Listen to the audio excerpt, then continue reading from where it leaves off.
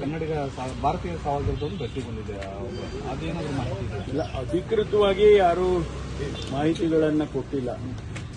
ಅವರು ಇವರು ಫೋನ್ ಮಾಡ್ತಾ ಇರ್ತಕ್ಕಂಥದ್ದು ಮತ್ತು ಸ್ನೇಹಿತರುಗಳು ತಿಳಿಸುವಂಥ ಮಾಹಿತಿಗಳಷ್ಟೇ. ಎಕ್ಸ್ಟರ್ನಲ್ ಅಫೇರ್ಸ್ ಮಿನಿಸ್ಟ್ರಿಯಿಂದ ಯಾವುದು ಕೂಡ ಅಧಿಕೃತವಾಗಿ ಮಾಹಿತಿ ನಮಗೆ ಗೊತ್ತಿಲ್ಲ.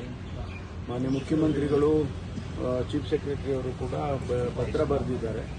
ಯಾರೆಲ್ಲ ಕನ್ನಡಿಗರು ಅಲ್ಲಿ ಸಿಕ್ಕಾಕೊಂಡಿದ್ದಾರೆ, ಕಷ್ಟದಲ್ಲಿದ್ದಾರೆ, ಅವ್ರನ್ನ ಹೇಗಾದ್ರೂ ಮಾಡಿ ವಾಪಸ್ ಕರ್ಸ್ಕೋಬೇಕು, ಭಾರತೀಯರನ್ನೆಲ್ಲರನ್ನೂ ಕೂಡ ಅಲ್ಲಿ ಕಷ್ಟದಲ್ಲಿರೋರನ್ನ ಕರ್ಸ್ಕೋಬೇಕು ಅಂತೇಳಿ ತಿಳಿಸಿದ್ದಾರೆ.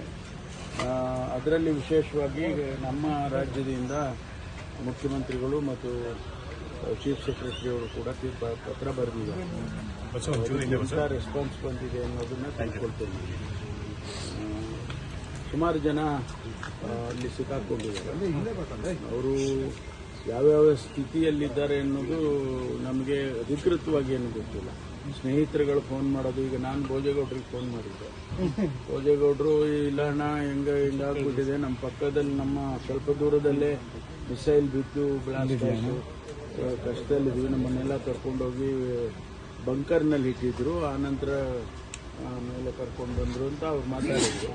ಹಾಗೆ ಬೇರೆ ಬೇರೆ ಸ್ನೇಹಿತರುಗಳು ಕೂಡ ಎಲ್ಲ ಇದು ಮಾಡಿದ್ದಾರೆ. ನಮ್ಮ ದುಬೈನಲ್ಲಿ ರೊನಾಲ್ಡ್ ಕೊಲಾಸು ಅಂತ ನಮ್ಮ ರಾಜ್ಯದವರು ಇದ್ದಾರೆ. ಅವರು ಭಾಳ ಜನರಿಗೆ ಫೋನ್ ನಂಬರ್ಗಳು ಕೊಟ್ಟು ಅವರಿಗೆಲ್ಲ ಕಾಂಟ್ಯಾಕ್ಟ್ ಮಾಡಿದ್ರು. ಏನಾದರೂ ನಿಮಗೆ ಸಹಾಯದ ಅಗತ್ಯ ಇದ್ದರೆ ಕಾಂಟ್ಯಾಕ್ಟ್ ಮಾಡಿ ಅಂತೇಳಿ ಫೋನ್ ನಂಬರ್ಸ್ ಎಲ್ಲ ಕೊಟ್ಟಿದ್ದಾರೆ. ಹಾಗಾಗಿ ನಾನು ಕೂಡ ಅವರಿಗೆ ಪ್ರಯತ್ನ ಮಾಡಿದೆ.